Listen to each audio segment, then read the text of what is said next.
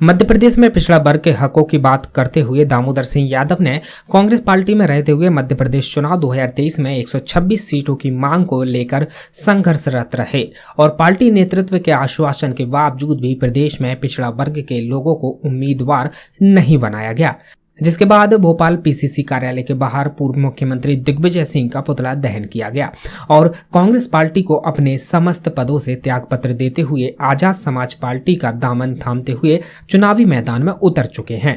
स्योड़ा क्षेत्र की जनता ने इस बार यह तय कर लिया है कि उन्हें राजा या व्यापारी नहीं बल्कि किसान के बेटे के विधायक बनाना है, जो लड़ाई लड़के प्रशासन को नकेल पहनाना जानता हो।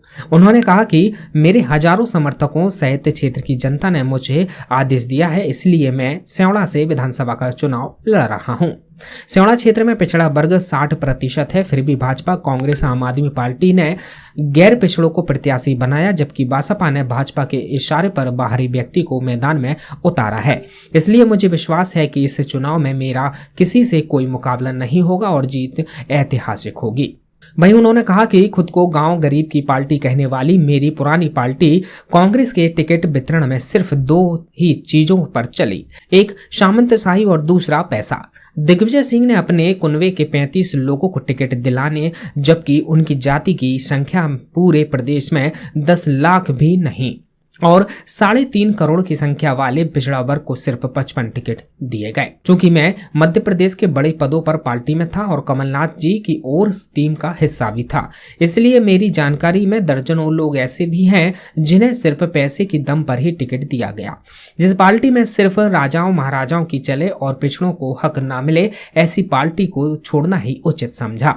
भीम आर्मी और आजाद समाज पार्टी जिले की तीनों सीटों पर पूरी ताकत से लड़ेगी और मुझे विश्वास है कि हमें जीत हासिल होगी। आजाद समाज पार्टी ज्वाइन करने के बाद पहली बार नगर पहुंचे दामोदर सिंह यादव का भीम आर्मी के साथ साथ दर्जनों कांग्रेसियों ने भी जोरदार स्वागत किया। श्री यादव ने आज से स्योड़ा में चुनाव प्रचार प्रसार शुरू कर दिया है। आप सभी को जिज्ञासा है और कल राजधानी की मीडिया भी यही सवाल पूछ रही थी कि लगातार 10 साल तक निरंतर मेहनत और काम करने के बाद मैंने कांग्रेस पार्टी को क्यों छोड़ा। साथियों, राहुल गांधी जी कह रहे थे और खड़गे जी कह रहे थे, जो पार्टी के 2 सबसे बड़े नेता हैं, कि जितनी आबादी उतना हक देने का काम वो करेंगे। मैंने उनसे मांग की थी कि जितनी आबादी उतना हक कहां मिलेगा, सबसे पहले राजनीतिक रूप से मिलना चाहिए। इस बात पे दोनों ही बड़े नेताओं ने सहमति दी, कमलनाथ जी ने भी सहमति दी, सुरजेवाला जी ने दी और राष्ट्रीय दोनों नेता तो कह ही रहे थे। लेकिन जब टिकटों का बंटवारा हुआ, उसके पूर्व मैंने 126 टिकटों की मांग की थी पिछड़ा वर्ग के लिए आबादी के अनुसार, लेकिन टिकट सिर्फ 55 दिए गए। और जब मैंने इस संबंध में बात की तो कोई भी ठीक जवाब किसी भी पार्टी के नेता के पास नहीं था। मुझे नाराजगी हुई और मैंने कहा कि अगर ऐसी स्थिति है तो ऐसी पार्टी में मैं काम करना नहीं चाहता जो पिछड़ों का सिर्फ इस्तेमाल करना जानती है। इसलिए मैंने पार्टी छोड़ने का निर्णय किया। ये बात सत्य है कि पार्टी के सभी नेताओं ने, यहां तक कि 3 दिन पहले राष्ट्रीय अध्यक्ष जी से तक मुझे मिलवाया गया और सबने मुझे समझाने की कोशिश की, तो मैंने एक ही उत्तर पूछा कि जितनी आबादी उतना हक दे दो, मैं कभी पार्टी नहीं छोड़ूंगा और मेरा टिकट काट दो 126 में से, मुझे चिंता नहीं है, लेकिन 125 टिकट देने का काम पिछड़ों को कर दो। लेकिन उन्होंने नहीं देने का काम किया, इसलिए मैंने कल पार्टी को त्यागा। और पार्टी में जो कल उधम हुआ, शायद आप पूछेंगे, वहां पार्टी कार्यालय में जाके लोगों ने, साथियों ने, समर्थकों ने तोड़फोड़ की, वो मैं नहीं, उसका समर्थक नहीं हूं कि तोड़फोड़ की जाती।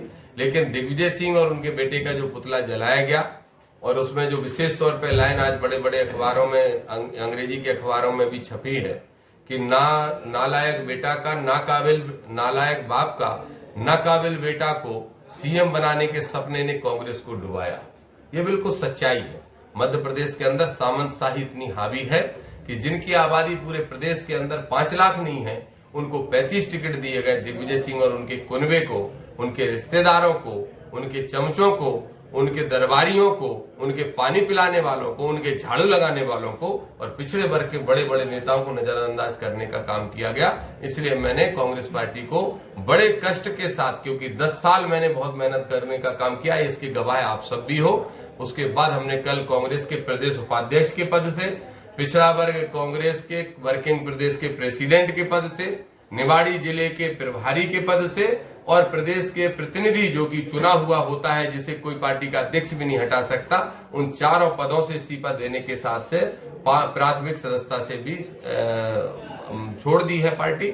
और उसके बाद हमने निर्णय किया है, हमारे साथी, नौजवान साथी, जिनसे मैं आज से नहीं सालों से प्रभावित था, जो संविधान की रक्षा के लिए पूरे देश में भ्रमण करते हैं, और नौजवानों की फौज जिन्होंने तैयार की, ऐसे चंद्रशेखर आजाद जी से मैंने गले मिलके, हाथ मिला के और मिशन को आगे बढ़ाने का निर्णय लिया है। और अब मैं आजाद समाज पार्टी से सियोड़ा से विधानसभा का चुनाव लड़ने जा रहा हूं। और इसके साथ साथ दूसरी एक और बात है कि सियोड़ा चुनाव भी मैं इसलिए लड़ रहा हूं क्योंकि वो जनता की मांग है, किसान की मांग है, नौजवान की मांग है, वहां के दलित पिछड़ों की मांग है, वहां के अल्पसंख्यकों की मांग है। और वो चाहते हैं कि इस बार उनको लड़ने वाला विधायक चाहिए, उनको भागने वाला विधायक, सोने वाला विधायक, व्यापार करने वाला विधायक और दरोगा से हैं करने वाला विधायक नहीं चाहिए, उनको लड़ने वाला विधायक चाहिए। और ये क्षेत्र की जनता की मांग थी पहले से ही कि अगर पार्टी भी टिकट ना दे, कांग्रेस भी टिकट नहीं दे, तो भी आपको चुनाव लड़ना है, तभी सियोड़ा क्षेत्र के अंदर विकास हो सकता है। इसलिए मैंने आजाद समाज पार्टी से चुनाव लड़ने का निर्णय किया है और पार्टी ने टिकट भी कल ही अनाउंस कर दिया है। और मैं आप सब साथियों से निवेदन करूंगा कि पार्टियों की गुलामी की मानसिकता में, बड़ी पार्टियों की गुलामी की मानसिकता में जनता को बांधने का एक बहुत बड़ा षड्यंत्र होता है, जिससे काबिल लोग राजनीति में आगे ना आ पाए और उत्तराधिकारी सिर्फ राजनीति में कब्जा करते रहें। आज कांग्रेस उत्तराधिकारियों के मुंह से गुजर रही है, उत्तराधिकारियों के मुंह में कांग्रेस बर्बाद हो रही है। बड़े बड़े नेता अपने अपने बेटों को मुख्यमंत्री बनाना चाहते हैं, इसलिए हम जैसे ऊर्जावान लोगों को पीछे करने का काम करते हैं। इसलिए हमने कांग्रेस छोड़ने का काम किया है और अब हम पूरी ताकत के साथ हमारे लीडर आजाद भाई के साथ और सब साथियों के साथ इस मिशन को आगे बढ़ाने का काम करेंगे। इसी विषय में आप सबसे चर्चा करनी थी। मुझे विश्वास है कि सियोड़ा क्षेत्र के अंदर ऐतिहासिक जीत होगी। सियोड़ा क्षेत्र में जहां पिछड़ा वर्ग का 60% से अधिक वोट है, आरक्षित वर्ग का अगर पूरा वोट मिला ले तो 92%, 92% वोट है। लेकिन देखिए बीजेपी का प्रत्याशी कौन है, आरक्षित वर्ग के नहीं है। कांग्रेस के प्रत्याशी आरक्षित वर्ग के नहीं है। आम आदमी पार्टी के प्रत्याशी आरक्षित वर्ग के नहीं है। बहुजन समाज पार्टी के प्रत्याशी अगर आरक्षित वर्ग के हैं तो बीजेपी के द्वारा प्लान्ड हैं और बाहर के हैं। तो निश्चित रूप से वहां की क्षेत्र की जनता के निर्देश पर आदेश को मैंने स्वीकार किया और मैं कल से चुनाव प्रचार में भिड़ने जा रहा हूं, शुरुआत करने जा रहा हूं।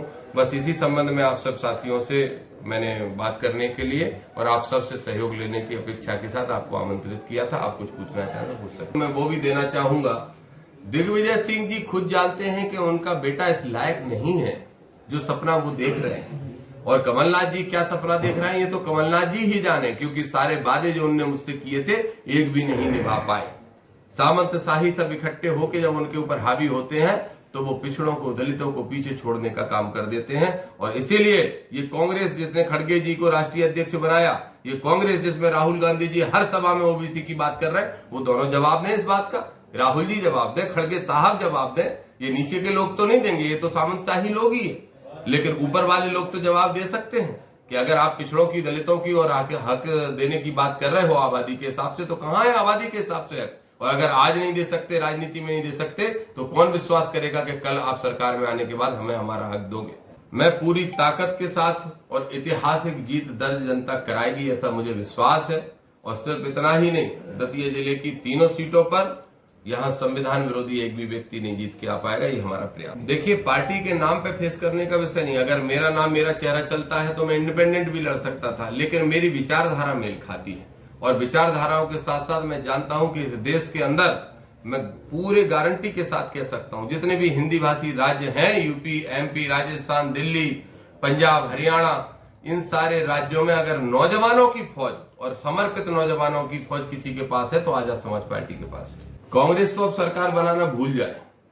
अब कांग्रेस सरकार नहीं बना सकती और ना ही बीजेपी बना पाएगी। एक स्थिति देखिए पूरे प्रदेश के अंदर, अब सरकार किसी की नहीं बनेगी। सिर्फ मैं मेरे कारण नहीं कह रहा हूं, आपने इसके पहले कभी भी टिकट वितरण में इतने ज्यादा विरोध प्रदर्शन नहीं देखे होंगे जितना इस बार हो रहे हैं।